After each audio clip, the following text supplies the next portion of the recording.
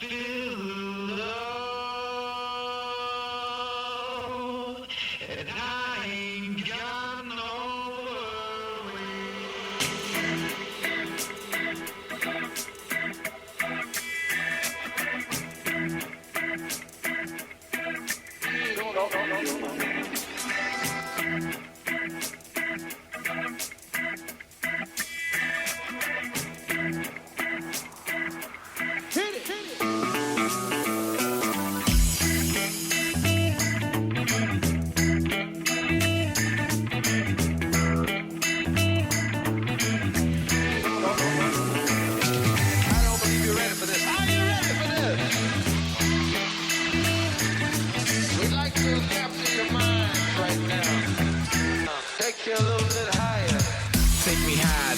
I got the fire flow. Shorty getting down, going up the fire pole.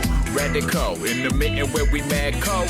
I got the bullfrog flow. You a tadpole. Feel the love. Hello, everyone, and welcome to someone's favorite movie. My name is Randy, and coming to you from the Pod Shack outside beautiful Flint, Michigan, USA. With me is my friendly neighborhood Tomco. Kind of makes you wonder if there's an unfriendly neighborhood Tomco, doesn't it? Oh, I have no doubt. I'm sure there's one out there. You have a doppelganger somewhere, and he looks like an angry emoji at all times. Did I ever tell you Jake's doppelganger stories? My good friend Jake Wilson from Jake and Tom Conquer the World. No, he's got a doppelganger? He has an Asian doppelganger. Well, that's amazing. They look exactly like each other, except that one is of European descent and the other is of Asian descent. And I've seen the picture, and it's eerie. Believe it or not, I saw my doppelganger in real life, too, one time. I was at the world-famous Machine Shop Concert Lounge in Flint, Michigan, USA. I don't remember. Was Fozzy playing? Fozzy was not playing. I did not see that Chris Jericho boy. I can't remember who was playing, to be honest with you. It might have been Candlebox. Believe it or not. Either that or... not Limp Bizkit, but oh god, Buck Cherry. Buck Cherry plays there all the time. Yeah. Guess what? I've never seen Buck Cherry there, sir. My respect for you has grown. Thank you. If that's all it took. But anyways, I was there with some friends, and I looked over, and I saw me standing there with my arms folded, but it wasn't me. It was some other me.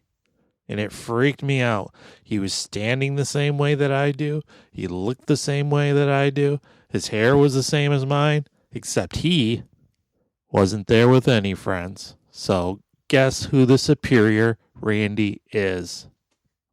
Definitely not Parallel Randy. No, Parallel Randy is the worst person, apparently. I bet. Now, did Parallel Randy see Randy Prime? He looked over at me, and I just bet he was plotting in his dumb, lonely head how to get rid of me and take my place. Now, I haven't seen photographic evidence of this, so I'm going to have to take Jake's word for this. Apparently, he saw my doppelganger up in northern Michigan years and years ago, and it was a lady who he said looked exactly like me. Oh, boy. There's an entire episode of Seinfeld where Jerry makes fun of George because George is dating somebody that looks like a woman that looks exactly like him. It's really great, and Kramer keeps on telling George that he's in love with Jerry. Well, I mean, I keep wondering, and it wouldn't surprise me if the lady that he saw was in fact my cousin Chris.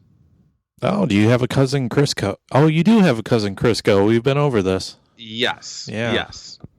So it's possible. She and I do look quite a bit alike, except she is taller and beefier than I am. Ooh, beefier. Yes. All right. So what have you been up to, sir? How's the world treating you in the year of 2020? Oh, boy. The world is just a shining, shimmering place, isn't it? Isn't it? Getting nervous with every sniffle and cough? Yeah, well, yeah, obviously, because there's only one single solitary sickness you can get in this world anymore, and it starts with a C. and it ends in a Perhaps. coronavirus. Oh, yeah, okay. Yeah. You can't get a cold anymore. You can't get a regular flu. You can't get a allergy. Nope. All of it's nonstop corona, nonstop all the time, 24/7. I can't remember who it was that said this. It was somebody far wittier and funnier than myself, but she was saying that back in 2019, you used to cover up a cough with a fart, and now it's the exact opposite. I mean, that's all anybody talks about, including us, apparently. Apparently. Yeah. You just can't escape it. No matter how hard you try, it's in the air, literally. Yeah. This is what Phil Collins was singing about all those years ago. It's coming in the air tonight. You know what? I think the world would have been a much better place if we had listened to more Phil Collins. And if the coronavirus could play an awesome drum solo. Ooh. That would be pretty badass. Anyways. I'm sure that you've not been only watching these homework assignments that you've been giving me. What else have you been watching lately, sir? I watched a movie the other day called A Face in the Crowd. And that name sounds really familiar. It stars Andy Griffith in his, basically his very first starring role. Andy Griffith plays this drifter, loves the booze, loves to womanize, gets himself into trouble. He's a good old boy. Loves to have a good old time, like good old boys do, you see. And he gets himself locked up in jail. Fortunately for him, this young radio personality, I guess, is going around town trying to drum up stories. And she's got a segment that she has called A Face in the Crowd on her local radio station. She decides to hit up the local jail because you're bound to find some characters there, right? Usually. Well, she stumbles upon good old Andy Griffith there, who says that his name is Lonesome Rhodes, Larry Lonesome Rhodes, and he got thrown in the drunk tank the night before with his guitar, and he picks up his guitar, and he starts wailing away and crooning, and she's like instantly smitten and thinks that he's like a star in the making. So she kind of enlists the aid of the staff at the radio station, and turns out that people really take a liking to this charismatic man. So he gets his own radio show, and then he parlays that into a TV show, and he gets all these sponsors, and he makes fun of these sponsors, you know, and he ain't gonna tell Andy Griffith what to do. Yeah, exactly. He's like anti-establishment, and he turns this into a job becoming a spokesperson for snake oil. And because he likes it, the crowd eats it up. Eventually, he parlays his amazing television ratings into a political career. Oh, good Lord. Oh, good Lord, indeed. So the movie is all about how television can elevate people into false idols.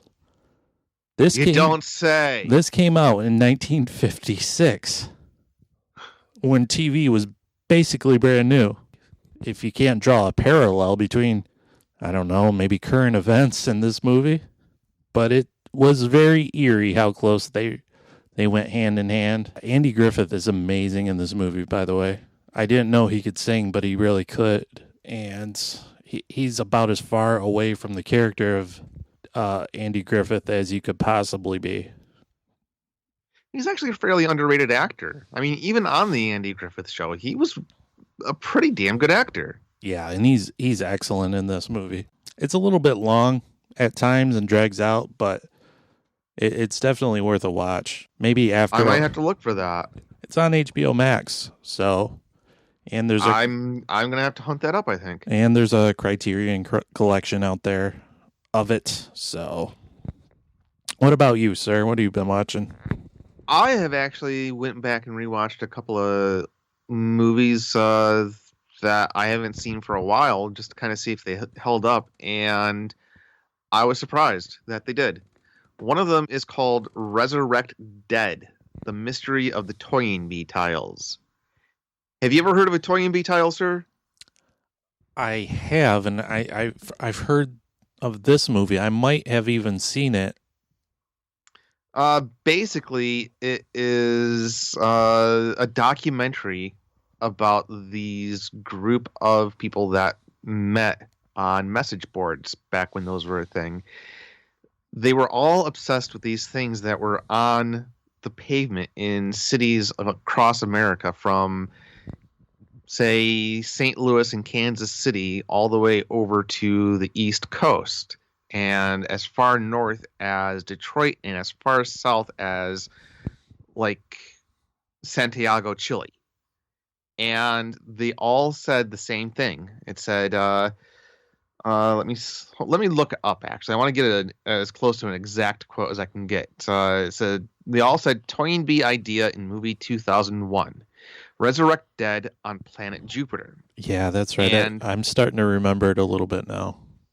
And some of the tiles would have these little side panels that were just anywhere from simple screeds to full-blown manifestos. And at first they were just showing up in crosswalks through these cities, but eventually they started turning up in just bizarre places, like the entrance to the Lincoln Tunnel and on busy expressways. And nobody knew who it was that was putting these there, let alone how they were able to do it in such high-risk areas. And I don't want to give too much of this movie away because it's an interesting mystery that they unravel. But I don't know. There's just something about this story that kind of just stuck in the back of my head. And it's just fascinating. A little creepy, but fascinating. I mean, it's available on YouTube, absolutely free. In fact, the people that made the movie, they encourage you to see it on YouTube just because they want to share their story.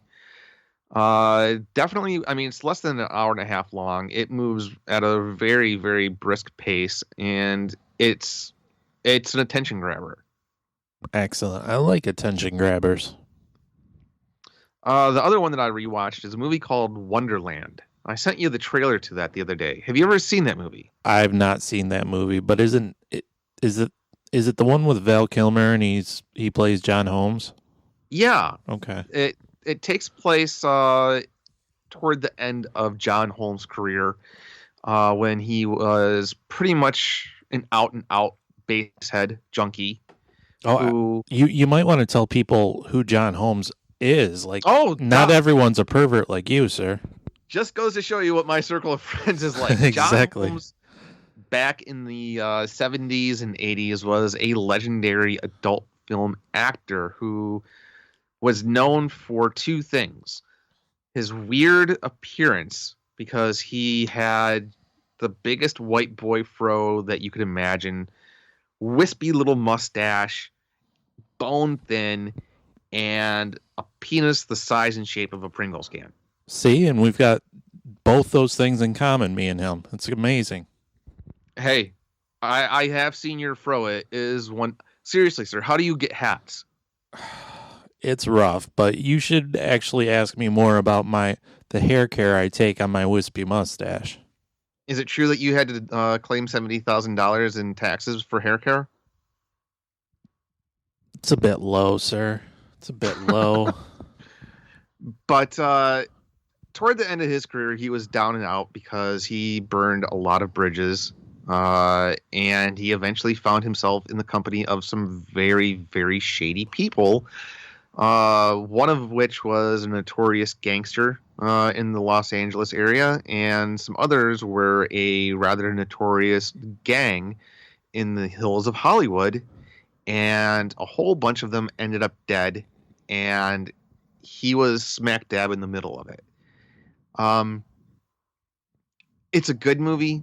A lot of the dialogue on rewatch felt very clumsy and full of the dialogue was just had too much exposition in it, is the word I'm trying to figure out. Yeah. You know, that's how they were trying to connect everything, just through telling rather than showing. But honestly, it's one of the better movies that Val Kilmer has done, and Val Kilmer has actually done a lot of really good movies, and this stands up with any of things that he's more known for, like Tombstone or The Doors or even Top Gun. I'd say that this is probably better than a good chunk of those. And it's one of those movies that when you get done watching it, all you want is to take a shower. My favorite Val Kilmer performance is in Kiss Kiss Bang Bang. Very good movie, yes. Mm-hmm. Yes. That movie's the whole reason Robert Downey Jr. became Tony Stark in Iron Man. I'm convinced of it. Yeah, because by that point, he was pretty much a pariah. Yeah, in Hollywood. He was almost blackballed completely out of Hollywood, and Shane Black wrote Kiss Kiss Bang Bang, and it's really a character's movie. It's a character-driven movie, and he gave it his all. It's pretty great.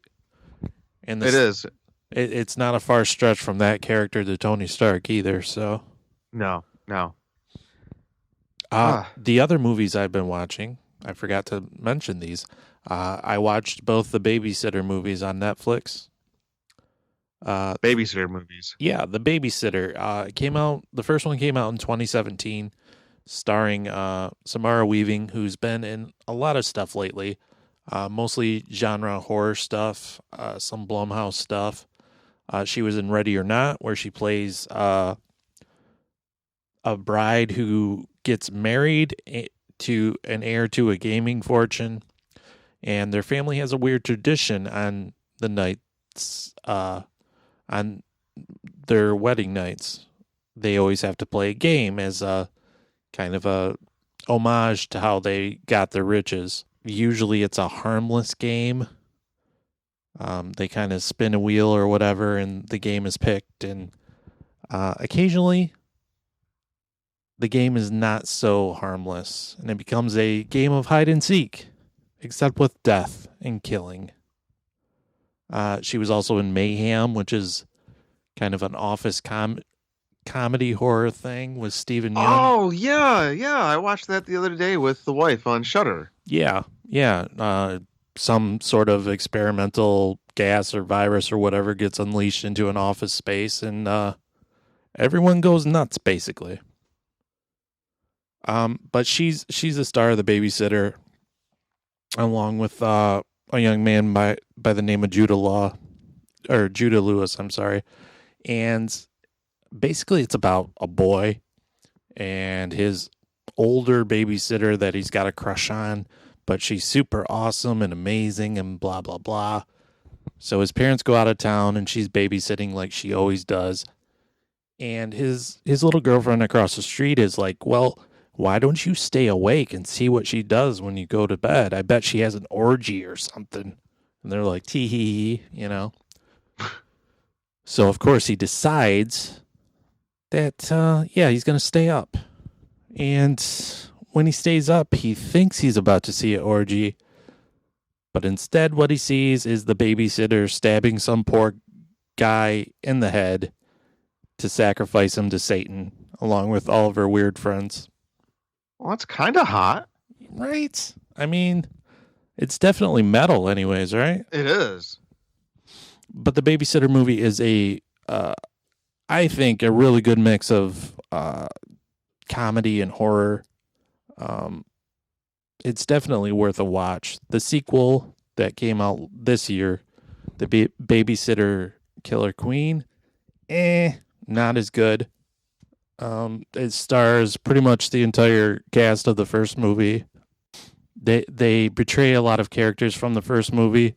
I think just for shock value, and it doesn't really sit well. Plus, it's a sequel, and usually sequels don't really, Usually not. Especially when you find out that the movie is the 13th in a long-running series. Yeah, that could be a problem, yeah. Usually. Unlucky number 13. Yeah. Unfortunately, The Babysitter only has 2, and they're 50-50. But if you were playing baseball, you'd be an all-star, so hey. Exactly. Yeah. Exactly. Today's a momentous day. Did you know that, Tomko? Really? Is this an anniversary, or did something amazing happen within the last 24 hours? Something amazing happened. A new Star Wars holiday special dropped today. I heard about that. I haven't had a chance to watch it. It's the Lego Star Wars holiday special. Me and our pal TRB covered the infamous, notorious Star Wars holiday special from 1978. That was the Star Wars show that literally broke an episode of Jake and Tom. It's a train wreck in every sense of the word. It was just infecting you with its awfulness. That's all. You know, it can't be helped. It's pretty much poisonous. You need to be wearing a hazmat suit to even. I mean, there's a scene where Chewbacca's elderly uncle is watching pornography. This was a primetime children's show. Yeah. Amazing.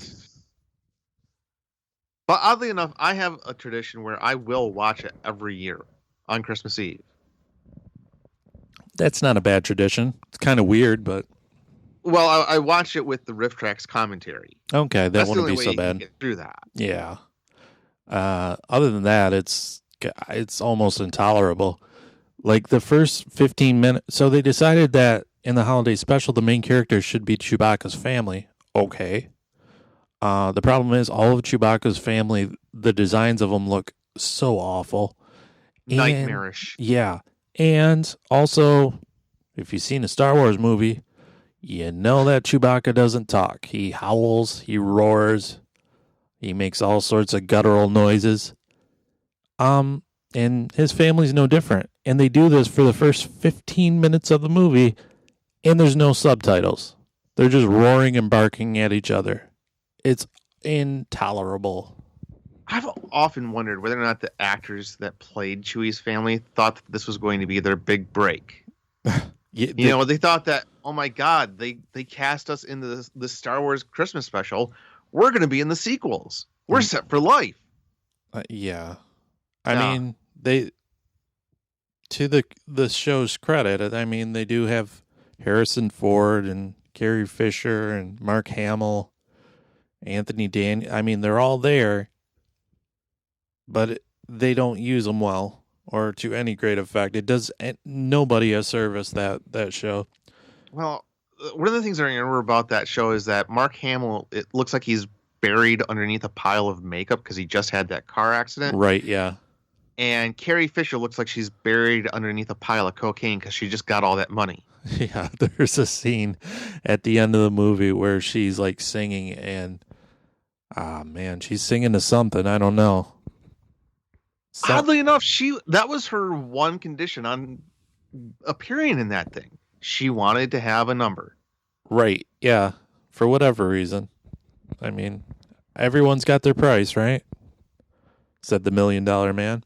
Yeah. So today, I mean, there was rumors of this because Jon Favreau, when The Mandalorian first dropped last year, said he was a huge fan of the holiday special and he really wanted to do one. And they didn't let him, apparently. Instead, they opted to go with the Lego Star Wars holiday special. And if you've seen a Lego movie, they're usually quite fun, and there's a bunch of one-liners, and they usually parody or skewer whatever they are covering, like the Batman Lego movie makes fun of pretty much every iteration of Batman.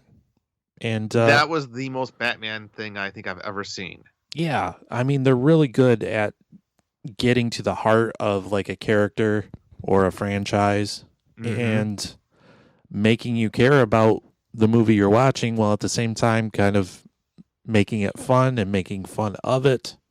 But also reminding you of why that property has been around for so long, whether it's Star Wars,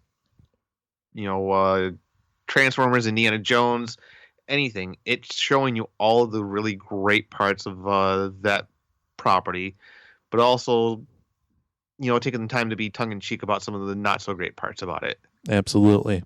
So I was kind of hoping the Lego Star Wars Holiday Special would be kind of a parody of the original Holiday Special, just some bizarre, surreal variety show that should never exist. But they didn't do that. They made an actual movie instead. Oh, the cowards. Right? It's only 47 minutes long, so it's a quick watch. And basically, it focuses on Life Day, which is the day that is celebrated in the original holiday special. It's the substitute for Christmas, the non-denominational celebration of... Because George wanted to sell toys to everyone, regardless of religion. Good for him. He's a master salesman. He is. Yeah. So the movie is about Rey training Finn to be a Jedi, and she's kind of failing at it, she thinks, and not doing the best job.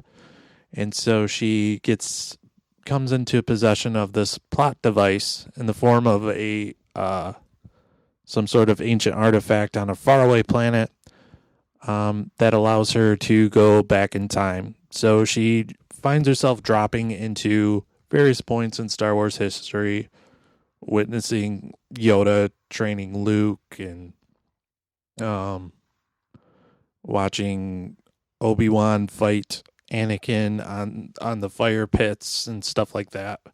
So it's basically a trip through Star Wars memory lane with a bunch of puns and one-liners thrown in.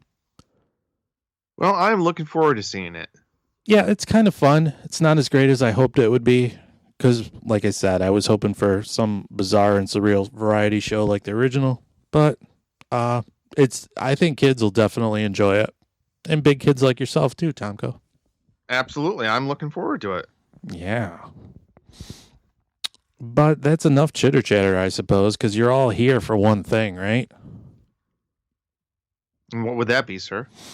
Hearing you talk. Oh, of course. Of course. That velvety smooth voice that just pours out of these pipes. That's right. Tomko, your mutant power is being fickle, and tonight we are covering the newest movie we've ever covered in the history of the program. It just came out today, in fact, as we record. It's a movie called The New Mutants. Though it's not really that new, because it hadn't been completed for a long time. In fact, didn't they shoot it twice? This is the movie that the term development hell was made for. It's just been delayed and the victim of the Disney-Fox merger and a worldwide pandemic. It just can't catch a break, this movie. Well, I have to admit, I have not been as active as I once was on social media, and I'm nowhere near as active as I was in movie news, but I seem to remember that they, if not did extensive reshoots, didn't they scrap the movie and start over again when it was almost completed? They wanted to, but it never really happened. So basically, well, The New Mutants is a Marvel Comics franchise, obviously, and in comic book form, it became the second ongoing X-Men title because even back then, Marvel liked to make money, and the X-Men was the highest selling comic in the industry. So why not capitalize that with a new title called The New Mutants? Catchy. So catchy. Basically, it's a play on Stan Lee's original name for the X-Men. He originally wanted to call them the Mutants in the 60s, but he settled for the X-Men instead because good for him. That was a better choice. Though I could see why he would want to go with the Mutants. I mean, this was the day and age where you had rock bands like the Beatles, the Stones, the Zombies, the Mutants. That's a good point. Yeah. I would have loved it if they were like a superhero rock band. I can't believe he didn't think of that. God damn it, Stan, you fucking hack. Geez, Stan, couldn't you come up with anything? And speaking of Stan Lee, how the hell is he an executive producer on this? Well, I think technically he was alive when all of this started, so. Fair enough. Yeah. So the comic series the basis for the comic series was Professor X found a bunch of new mutants, younger mutants that he was going to train into one day becoming the next generation of the X-Men. It's basically what it was. And it really started to hit its stride as a comic book series when Chris Claremont, who had been writing the series all along with the X-Men, was joined on the title by an artist by the name of Bill Sienkiewicz. And Bill has a very distinct art style that kind of jumps off the stands. All of his covers are painted. The proportions on the characters sometimes are like distorted and kind of surreal. It's very dreamlike, his work. Yeah. Very kind of edgy, especially for the early 80s. Very distinctive and very eye-catching. Especially with the painted covers, because you would see something like that on the stands, you would notice it immediately. Because of that, sales of the title went up.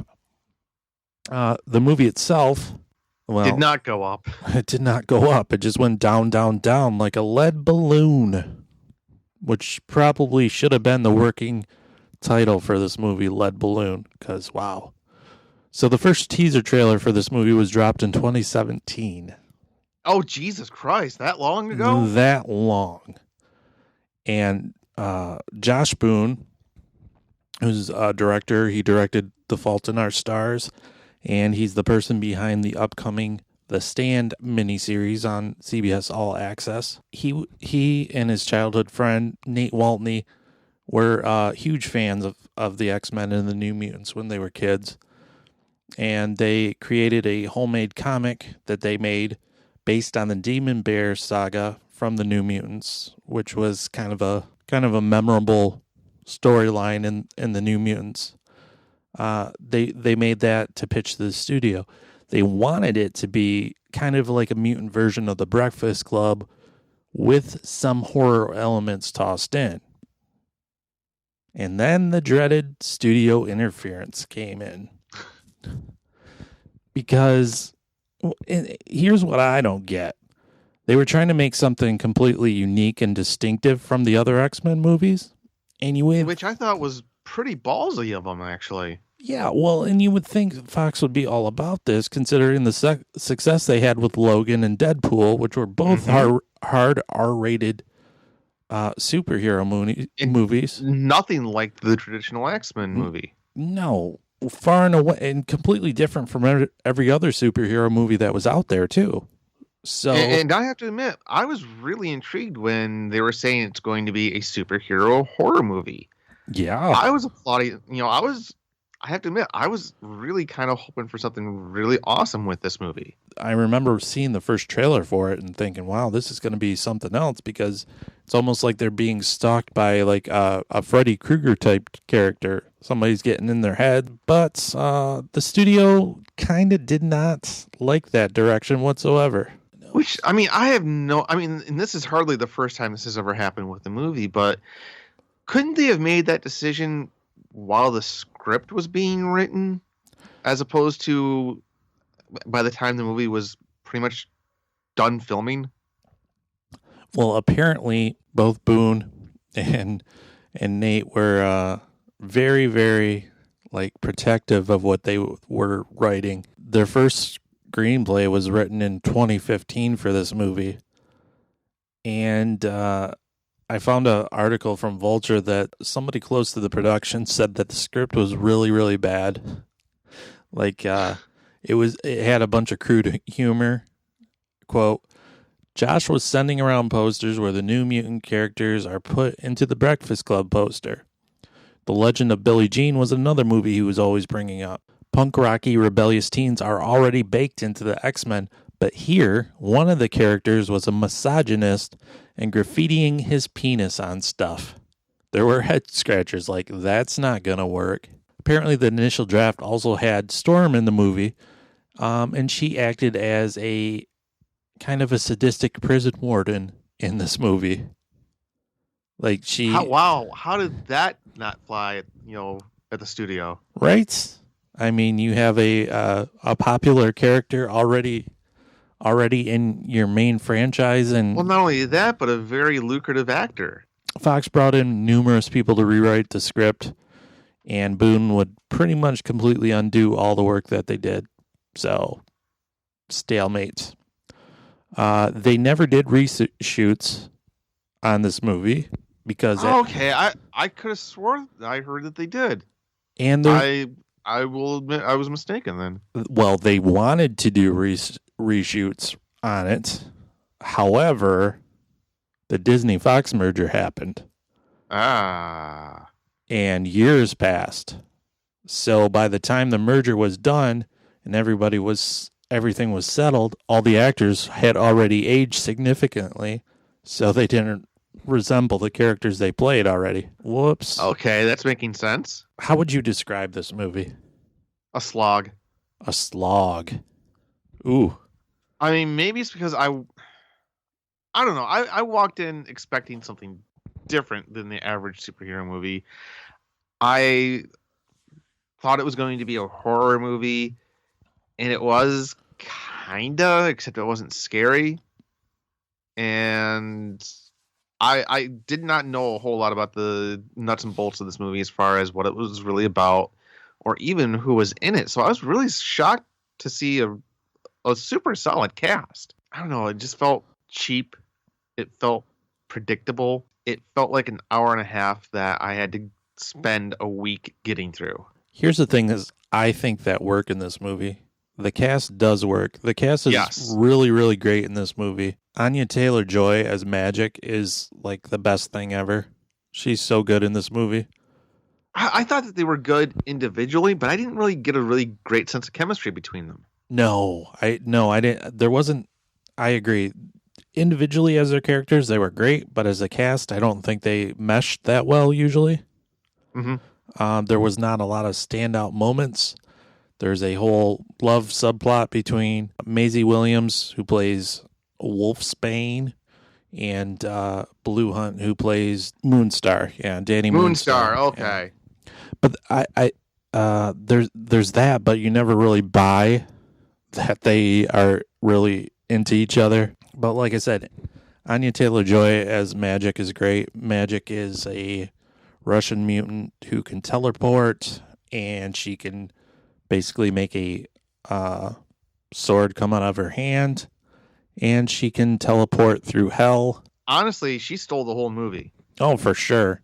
And she also has a puppet called Lockheed, which longtime X-Men fans will recognize.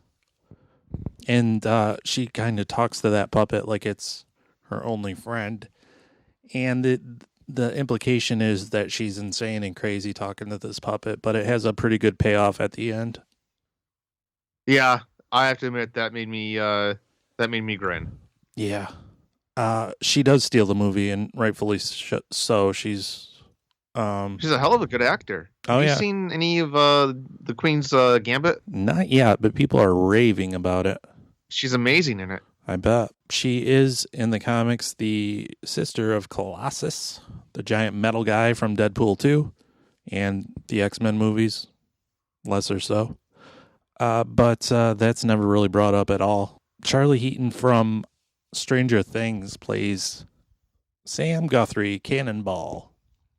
And boy, is his accent awful. Oh, it's so bad. There was one scene in particular where they're sitting around bitching about stuff, and all of a sudden his accent kicked into overdrive. Like, it was so over the top. I'm like, what happened? This wasn't there the rest of the movie. All of a sudden, you decided to really lay into it, and it just didn't work. I mean, you're gonna have to narrow that scene down because there's a lot of scenes of them just sitting around talking. I don't even remember what they were talking about, to be quite honest with you. He was, I don't know. It's near the end of the movie, but the accent thing was, it's like, if you can't do, so he's supposed to be from Kentucky, but if you can't do a proper accent, then just don't bother. Like, what's the point? Yeah, not all people from Kentucky talk like that. No. There's also this thing in this movie where I hate stuff like this in superhero and comic movies. Maisie Williams and Blue Hunt are walking around and they see him. He ties a chain to himself and basically he can shoot up into the air like cannonball. Says old Maisie Williams there, and I'm like, God, I hate that. That's so cringeworthy. No one would say that in real life. We get that character's name in the comics is Cannonball. Everybody already knows that. You don't have to do that, and I hate it. However, yeah, on the opposite end, when Anya Taylor-Joy said at the end of the movie, they're like, you can't go fight that demon bear. Oh, yes, there's a big, giant, magical demon bear. We'll get to that. You can't fight that demon bear. It's magic. And she looks and she says, so am I. She jumps into her portal. Yeah, that one I bought. And also that one's right from the storyline in the comics. So there. God, who the hell else was in there? There was, and again, I'm not well versed in the X-Men comics at all. There was another variation on the Human Torch. That's Sunspot. He's a classic character. All of these characters, believe it or not, have been around for almost 40 years, which I believe it. Makes me feel so old. But yeah, Sunspot can turn into a flaming guy kind of and become super strong. Danny Moonstar, her power is, well, she can create illusions of the things that people fear the most. And that's where you get the horror element of the movie. And so if she wants to eat me, she would just make me think that I, had a public speaking engagement and I sharded myself. Yeah, that pretty much. You would stutter yourself into insignificance, basically. So that's where we get the horror elements of the movies. All of her classmates or roommates, if you will, are starting to see their greatest fears. And this is the other part of the movie I really liked. Instead of shoehorning like origin stories for each of them at the beginning of the movie, they're throughout the movie, and you're seeing them through the eyes of their greatest fears coming true, which I liked. Anya Taylor-Joy's character is haunted by smiley men, and that doesn't really make sense whatsoever. It's never explained who these guys were. They just look like the Kmart version of Slender Man. Yeah, pretty much, yeah. To me, this movie really feels like it suffers from franchise syndrome, where everything has to connect to everything else, and only Marvel and Kevin Feige really seems to be able to pull that off. But everyone wants to duplicate that formula, and it just doesn't work. So apparently they wanted this to be the first in a trilogy of movies, so they set up all these things like there's an unseen character watching over everybody and calling all the shots. You're never going to find out who it is. He never appears. Unless you're a hardcore comic nerd, then you would know, because the Essex Corporation is behind it all, which is the name of a character in the comics named Mr. Sinister, which is the worst name ever for a supervillain. Sounds kind of like a wrestler, I always thought. Honestly, I mean, I applaud the effort. It was kind of a ballsy move to do this movie, and I got to give them all the credit for it, but it was... I never really felt that the characters were in real danger. You knew that they were all going to make it out in the end, and it just felt flat. Like day-old Diet Coke that had been left out in the counter. I think one of the bigger problems is the New Mutants as a comic franchise really has no, great villains or anything like that. The Demon Bear saga is probably one of the most well-known storylines until they transformed, until the New Mutants met Cable and became X-Force. So their big arch enemy is a giant magical bear, basically. And in the comics, it's a giant manifestation of nightmares and whatnot, and it's really surreal and trippy, and they don't really go there in the movie, and they probably should have, to make it something different, because I think that was the intent. If you were going to try to make a horror superhero movie, you should lean all the way in. I'm just kind of wondering what storyline would work in... Well, shit. I think I just answered my question as far as what storyline would work as far as meshing superheroes and horror, and I'd say probably that first Arkham Asylum game. So, I mean, do you want to go by this plot point, or I mean, Not really. There's not a lot here. yeah, like I said, there's a lot of sitting around,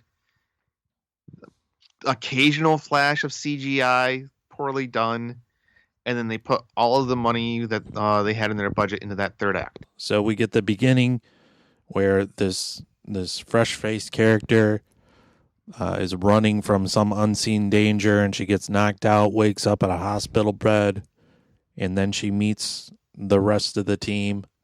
Which, not to interrupt, but I thought it was kind of weird where they have her strapped to a hospital bed, and the hospital bed has wheels. That just tells me that she's being held by the world's dumbest captors. Right. So she wakes up and she finds she's in this place, and I don't know, stuff happens.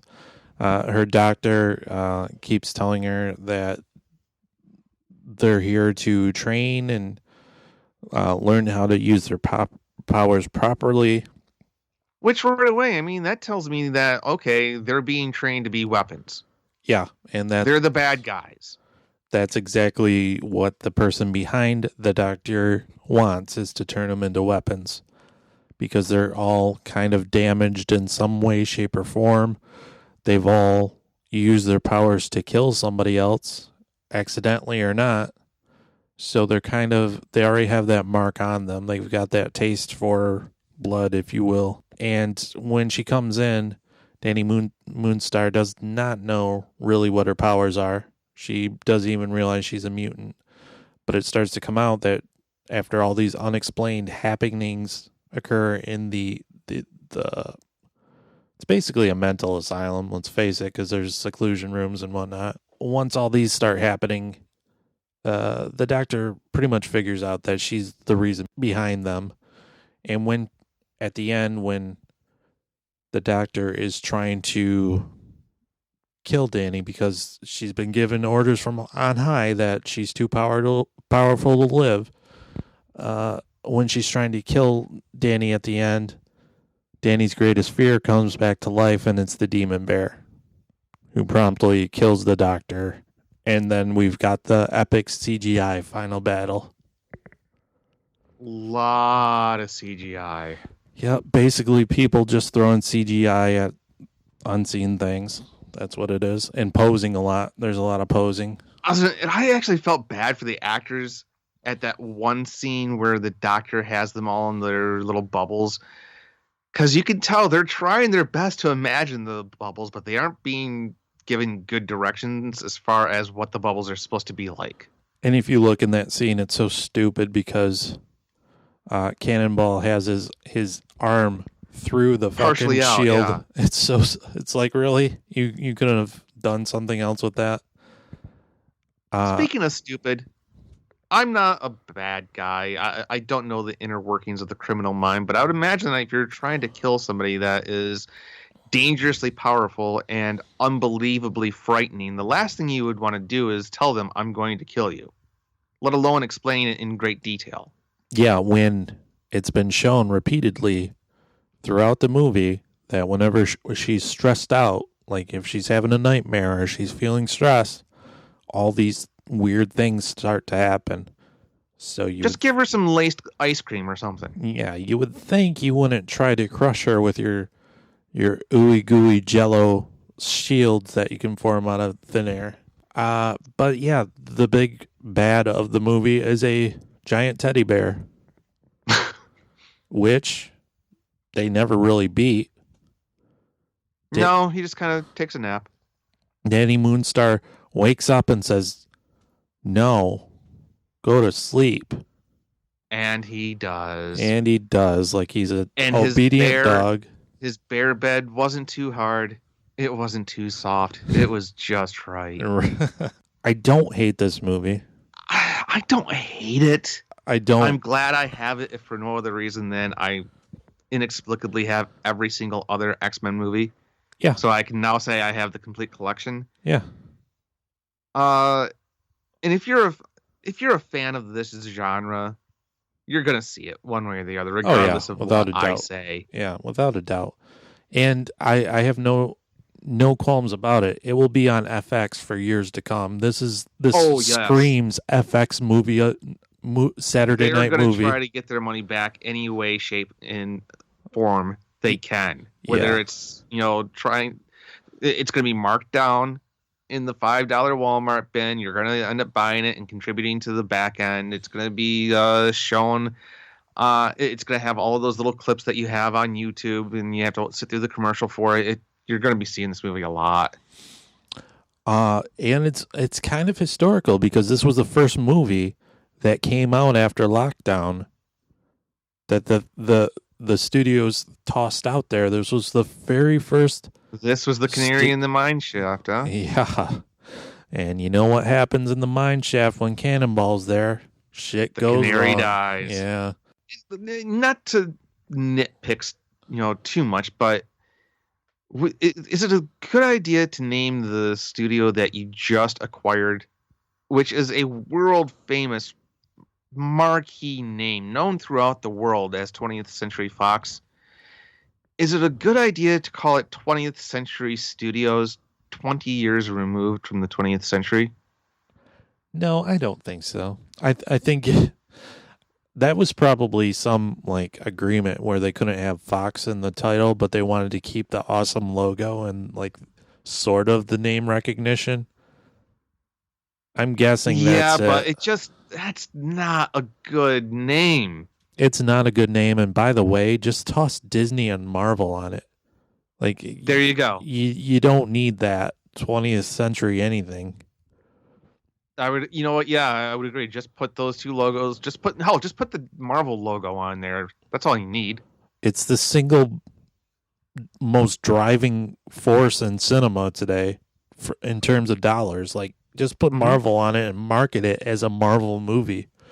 But on the other hand, if they put it on this movie, do you think it would kind of almost devalue the brand? Yeah, somewhat? Yeah, and I'm guessing that's why they didn't do it. I'm guessing that's why they didn't include it, or maybe film a last minute cameo by, I don't know, Doctor Strange or something. I'm thinking that's why, because they realized that what they had, and it wasn't the best, and it might tarnish the pedigree of that Marvel has worked hard to build. And so they kind of sort of wanted to distance themselves, but at the same time, they had the property. The film was done. It's got an established fan base, and they know fanboys will see it, so they might as well release it. I know there was some debate about whether or not they were going to really take the plunge and just toss it onto Disney Plus, and obviously that never happened. But it's interesting now to hear all. Actually, that would have been a good way to get people who are already a customer of Disney Plus to somehow also include Hulu, because I think that would be a better fit for on a movie Hulu like this. Yeah. The Marvel show Runaways is on Hulu, and I mean I've only watched the first season, but it's a lot edgier than what they normally do, so it's a good fit for Hulu, and I think it might be on Disney Plus now, but I can see this existing in that sort of same universe. Yeah. And it's interesting when you think about it, because now there's been all this talk about Wonder Woman 84 possibly just ended up on HBO Max. Yeah. Yeah. Maybe a theatrical run on Christmas for a few days and then just toss it in on HBO Max, which again is a very ballsy move, because that wasn't a cheap movie to make. No. But on the other hand, it draw a lot of eyes to that service who, I mean, let's face it, they don't have anywhere near the number of subscriptions sold as Disney Plus does. Yeah. And at the same time, I realize that all these movies cost a lot of money, but how much money does a company like Disney actually need anyways? Well, not to mention that they can still, they can bury their losses in other projects and tax returns, so that, yeah, you hear that they're going to lose X amount of hundreds of millions of dollars on this movie, but they aren't really going to actually lose that. Right. Also, this may actually, depending on the fate of Wonder Woman, be the only superhero movie released this year. In 2020? Yeah. No, that's not right, because you also had Harley Quinn. Oh, that's right. Damn it, you just ruined my statistic. Well, you know what? I was not going to let this be the only superhero movie of the year. As lackluster and okay as that Harley Quinn movie was, it was miles ahead of this one. Yeah, and guess what? The Harley Quinn movie was a lot of fun too. It was. I enjoyed it. There were some parts that the comic geek in me just was kind of cringing about. Sure. But my wife loved it. Yeah, a lot of people did. And let's face it, that's the audience they were targeting. Yeah. They didn't give a rat's ass what I thought. They knew I was going to buy my ticket. Yeah, it was going to be the DC equivalent of Deadpool, basically. Pretty much, yeah. Yeah.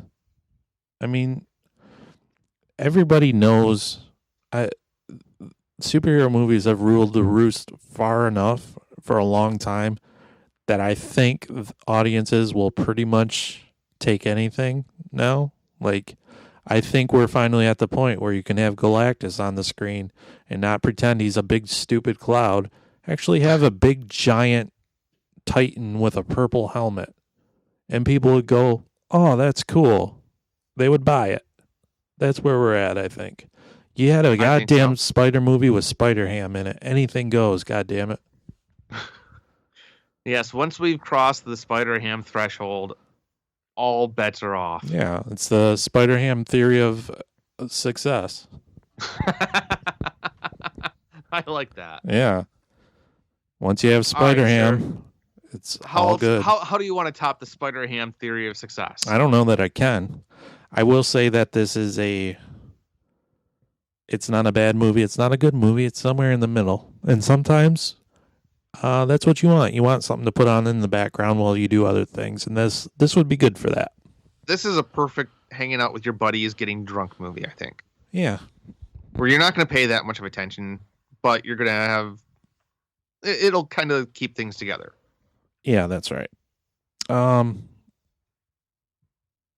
we have your captive ears, if you haven't already, go to our Facebook page on the facebook.com, because you're there already.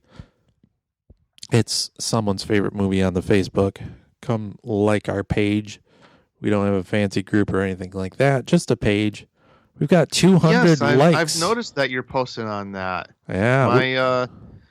My Facebook app is sending me occasional reminders saying such and such is posting on such and such. Yeah. Make sure you see their stories before they disappear. It's because I haven't been on Facebook really regularly for the better part of 2 months now. Yeah. Well, we've had a really good week on the Facebook page. We have 200 likes now. So, oh, shit. Yeah. That's awesome. We're doing things. So go ahead, like us there. If you have any questions, comments, movies we should cover on this program, go ahead and post them there. Yes, I'm dying to get some suggestions. Yeah, anything goes. It's called Someone's Favorite Movie for a reason. And we kind of did a pivot this week, but we're going back to the plan next week. It's going to be Freaked, which you still haven't watched, but I think you'll like. I've been busy, sir. I've been busy and literally in the dark. Oh, yeah. Poor power outage Tomko. A good solid 36 hours of no power in this 35-degree late autumn. A lot of fun. It is a lot of fun, especially considering the fact that it was 80 degrees like last week. So you really missed out. You have poor timing, sir. I do. Yeah. Always have, always will. Yeah. Poor timing Tomko. That's what they call you. Well, we hope you don't have poor timing. Poor timing, I say. Poor timing next week, and join us when we cover Freaked. All right. See ya. See ya.